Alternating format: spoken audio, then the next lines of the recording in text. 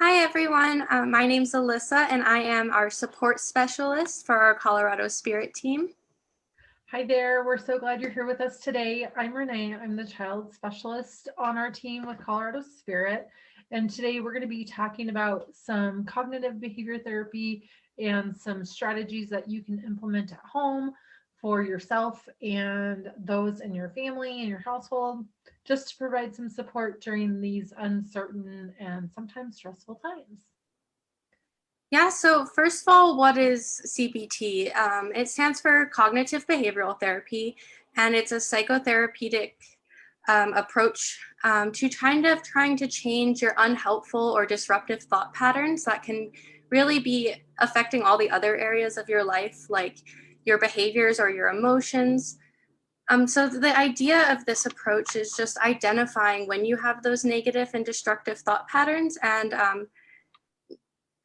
creating an alternative statement to make your alternative thoughts become your automatic thoughts eventually. So this therapy is shown to be really effective with things like depression, anxiety, and PTSD. And that is just because our feelings and our thoughts and our behaviors all really directly interact and intertwine with each other. So our behaviors are going to impact how we feel and how we think. And in every other situation, our thoughts are going to affect our feelings and our behaviors. And our feelings are going to make us think certain things and take certain actions. Yeah, and so we are going to be talking about just a few strategies that you can implement for yourself or support with someone in your household or a friend.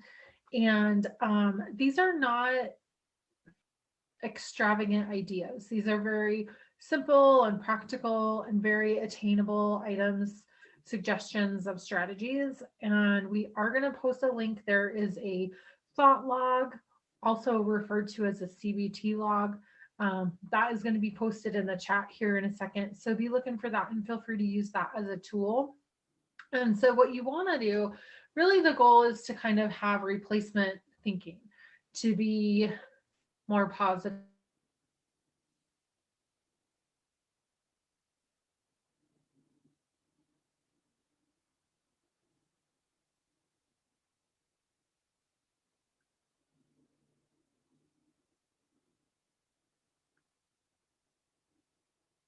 some traumatic events. So, one thing that you can do is just start by thinking, what am I thinking right now? So, is it a negative thought or a positive thought? So, and I'm just referring to my notes if my technology will work. So, for example, if you're saying, I am going to mess this up, right? So, right now I'm doing a video. We're on a Facebook Live, which is always I just naturally get a little bit nervous. So it would be easy for me to go down this rabbit hole of negative thinking. So it could be, oh my gosh, I made a mistake last time. And then thinking about how that impacts my coworker in our Facebook Live. And what I could do then is to write down something positive like Facebook Live is going to be great. And then write down what I've done to make it great, right? So, like, I've done some research, we've got some notes that's going to help keep things rolling, um, and less scatterbrained, if you will. So, that's just one strategy to think of the positive outcome that you're wanting. Renee, that's actually what I really like about CBT too is you're looking at what and where can you actually tangibly make a change and what cognitive distortions are we personally having about ourselves. And what I also think is really cool about that is we don't necessarily have to be enthusiastic about these changes in the beginning. Like our feelings can be really difficult to directly change. And behavior is a little bit easier. It's more of a conscious choice. So, like it's saying you don't want to exercise, you might feel really tired and you don't want to. But when you actually make that conscious action choice to go do it, then your thoughts and your feelings follow along with it. So I like to just talk about that because it is really, really easy to just throw yourself into a negative cycle. Like if your computer crashes and You think to yourself, nothing ever goes right. Why should I even try? And that thought causes you to close the computer and give up. But then once you close the computer and give up, you start feeling guilty and unaccomplished and frustrated and defeated.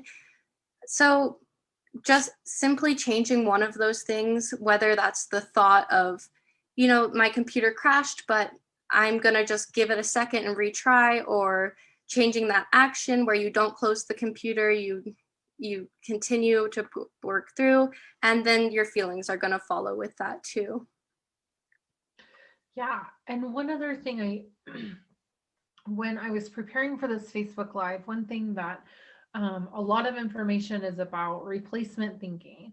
And, I think culturally we kind of lean towards the negative a lot, especially right now if you're kind of Zoom scrolling, if you're trying to find that balance between being informed and having so much information. So then you're on like all the different news networks all the time throughout the day. That can kind of become overwhelming and oftentimes negative.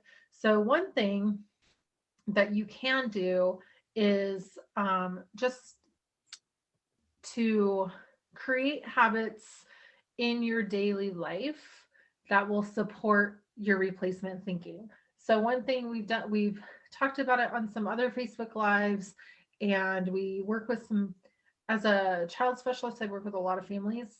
And so one thing is creating those gratitude journals, or maybe you have a gratitude jar.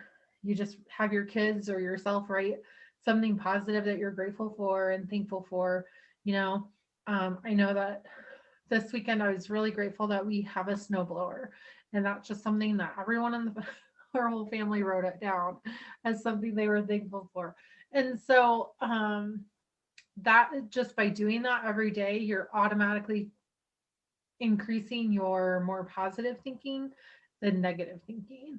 And so when you have a negative thought, what you can do is, and you don't even need anything spectacular. You don't need a fancy journal or a fancy gratitude jar per se, but as you're starting to think negatively, you can just send a text message to yourself if you have that ability, or email to yourself of one positive thing from that day so far, right? Because as the day goes and we interact with more people and go more places, there's a lot of judgments we put on ourselves that maybe aren't even happening.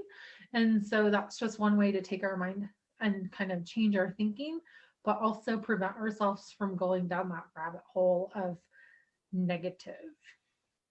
I love that, Renee. I know, obviously, if we practice gratitude over time, it's going to help our well being. But I just love the point that you make is when I'm really stuck in a negative thought, it just helps me get out of that moment. And that is something that I thought was important to mention as well, is even if you're practicing CBT, don't expect, positive thoughts aren't just going to come automatically all the time right away. And it's okay to have negative thoughts, but being able to identify what is a cognitive distortion can be really helpful on its own, even if you aren't fully at the step where you're implementing those replacement thoughts all the time.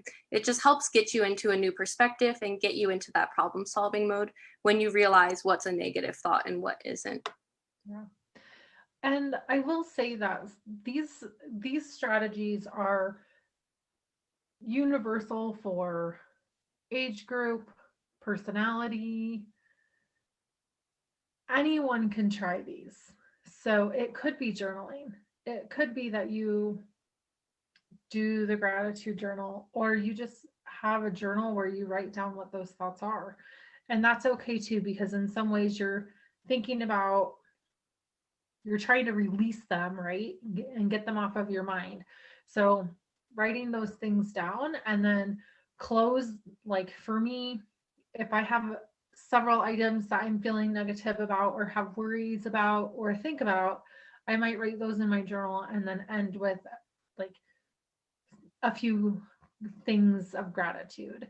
But also, when I think about some of our younger kids, and especially, the stress that they're all feeling, of the worry of, are we going to be able to keep going back to school every day? Or am I going to be able to have some of those celebrations that are coming up in the springtime, especially for some of our older kids, like the prom and those types of things? I think that there are some of those same ways that we can support them. And that is some journaling, that is replacement thinking. It might be an impromptu dance party in your living room. It might be playing just a happier song. I know Alyssa and I kind of talk about different bands that we have enjoyed that have more positive messages um, than some of the negative that are out there. And so it could be just playing a song for our kids as well. And so it's not just for the adults, it's not just for our kids, but it's for everyone. And we hope that there's at least one takeaway from this conversation with you. We're so happy that you're here to connect with us. Um, and we do have counselors through our program available.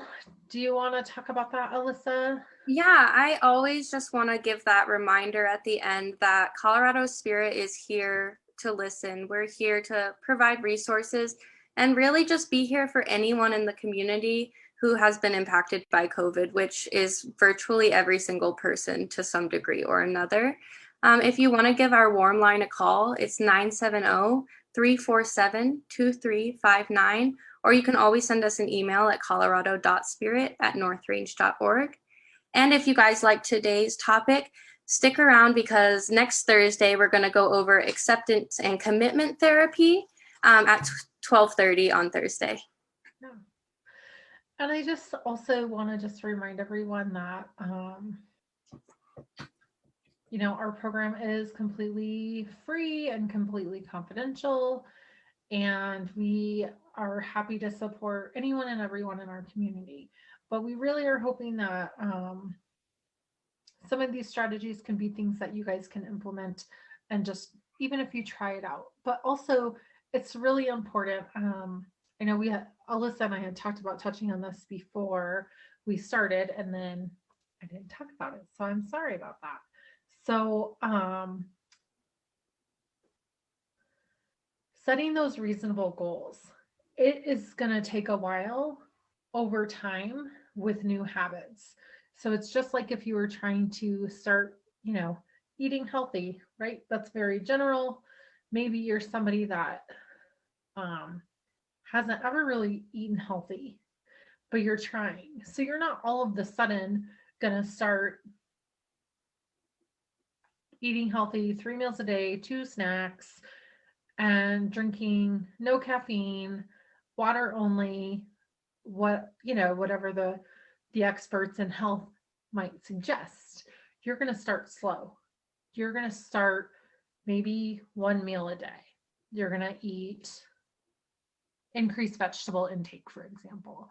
We know that vegetables are healthy for us. We know this. And so you're going to not say, I'm going to eat 2 servings of vegetable, 3 meals a day, and 1 snack of vegetable. It's not realistic. So set those goals to be manageable and attainable. And so I just want to encourage you. And if you need support, a listening ear, you want to revisit these ideas, feel free to give us a shout.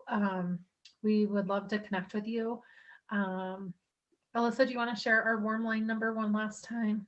Sure, yeah, just one more time, never hesitate. Our warm line's always open. It's 970-347-2359. And our email is colorado.spirit@northrange.org. Awesome. Thank you guys so much for joining us. Have an awesome day. Good to see you guys again, and tune in next Thursday at the same time. Thanks.